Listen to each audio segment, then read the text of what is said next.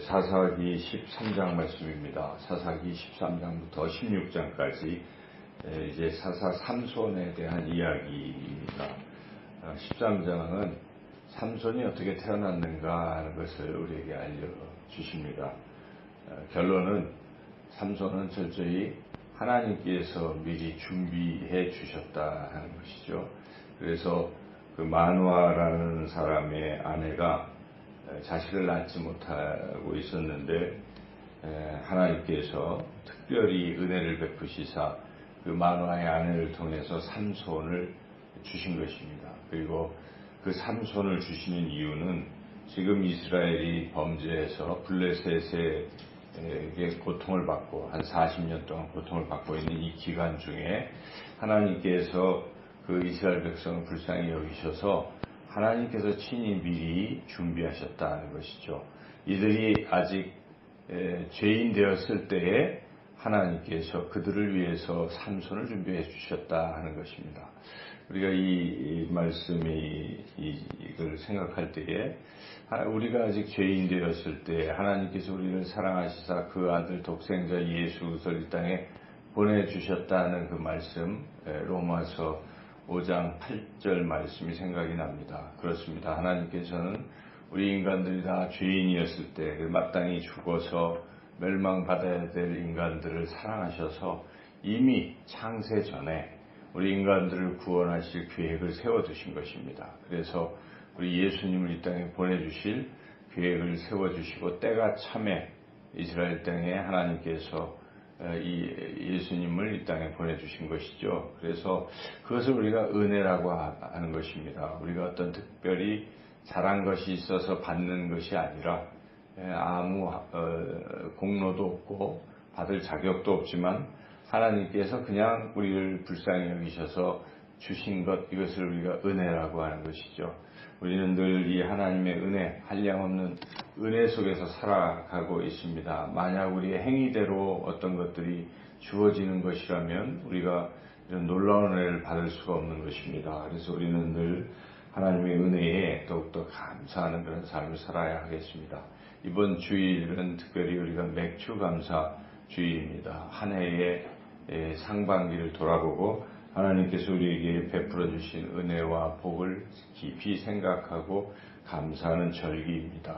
우리가 무엇으로 하나님의 은혜를 보답하겠습니까? 하나님의 한량없는 그 사랑과 은혜에 우리가 더욱 깊이 감사하는 그런 우리의 삶이 되어야 하겠습니다.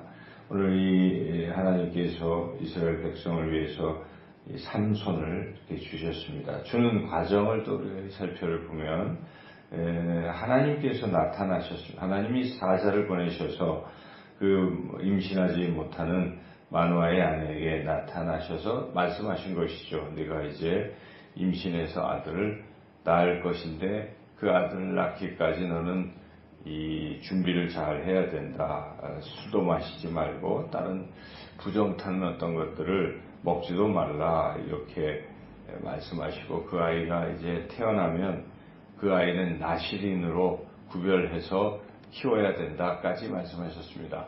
나시린은 레위기에 보면은 하나님께 구별된 사람을 말합니다. 바쳐진 사람을 말합니다. 그래서 다른 사람과는 달라요. 나시린은. 그래서 나시린은 철저히 깨끗해야 되는 것이죠. 정결해야 됩니다. 심지어 머리털도 깎지 않는 것이 나시린이죠. 부정한 것에 손을 대서도 안 되고 시신을 만져도 안 되고 나시린 술 마셔도 안 되고 항상 나시린은 그렇게 살아가는 것이죠. 그러한 구별된 삶, 오늘날 우리 그리스도인들이 어찌 보면 구별된 사람들입니다. 세상의 많은 사람들 가운데 하나님께서 우리를 하나님의 자녀로 구별해서 불러주신 것입니다. 그래서 우리는 예수 그리스도의 십자가의 보혈로 정결케 되었습니다. 정결케 되었기에 우리 삶은 항상 거룩한 구별된 삶을 살아야 합니다. 로마서 12장 말씀 1장에서 쭉 이렇게 우리가 아무 자격도 없지만 하나님의 은혜로 예수 그리스도를 통해서 제사함 받고 의롭게 되고 하나님과 화목하게 되고 이런 복을 받았다면 그러므로 이제는 너희는 이 세대를 본받지 말고 구별되어서 하나님의 뜻을 늘 분별하고 하고 살아라. 세상과 구별되어야 된다는 것을 말씀하십니다. 그래서 우리가 늘 이나 시인처럼 구별된 삶을 살아야 하는 것이죠. 세상 사람들은 다 이것이 상식이고 이렇게 해도 돼라고 인정하고 살아갈지 모르지만 우리는 그럴지라도 하나님의 뜻이 아니면 그 뜻대 그대로 따르지 않는 것, 구별된 그러한 신앙의 삶을 살아야 된다는 것을 깨닫습니다. 또 이렇게 하나님께서 은혜를 쭉 베푸시는 과정에 마노아와 그 아내의 태도도 훌륭한 것이죠. 반응을 잘해야 되는 것이죠. 만약 그렇게 고지를 하는 하나님의 사자가 나타났을 때 그걸 거부하거나 그러면 그를 통해서 삼손이 태어날 수도 없는 것이고 하나님의 은혜가 이렇게 임할 수가 없는 것인데 그가 그걸 잘 받았고, 특별히 우리가 이 남편이 마노아를 주목해보면 마노아는 아내의 이야기를 들은 후에 그 아내에게 다시 한번 그 하나님의 사자를 내가 만나고 싶다 이렇게까지 얘기를 하면서 여쭤봐야 되겠다. 구체적으로 이 아이를 어떻게 키워야 될지도 해야 되겠다. 이렇게 생각을 하고 그 마노아가 그 얘기를 들은 후에 하나님께 기도를 드리죠. 8절 읽어보겠습니다. 마노아가 여호와께 기도하여 이르되 주여 구하옵나니 주께서 보내셨던 하나님의 사람을 우리에게 다시 오게 하사 우리가 그 낳을 아이에게 어떻게 행할지를 우리에게 가르치게 하소서 하니, 이렇게 또 하나님께 기도하는 마노아의 모습을 봅니다.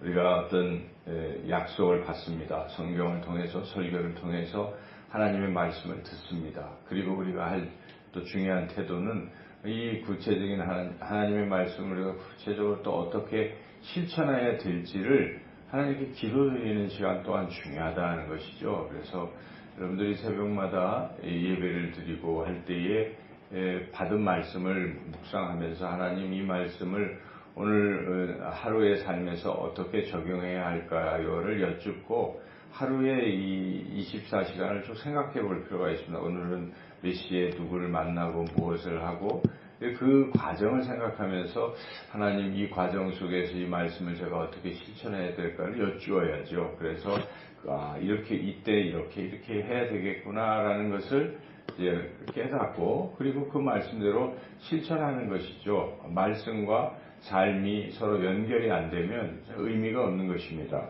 여기에 마노아는 이와 같이 들은 말씀을 다시 잘 알기 위해서 기도했다는 사실에 우리가 주목할 필요가 있죠. 그래서 하나님이 거기에 응답해 주셔서 다시 하나님의 사자를 보내셔서 또 구체적으로 말씀하시죠. 그래서 쭉 해서 이제 드디어 마노아 부부가 이 사실을 다 이제 깨닫고 나서 그 다음에 또 취한 행동도 중요합니다. 그 다음에 한 것이 무엇입니까? 하나님께 번제를 드리는 것입니다.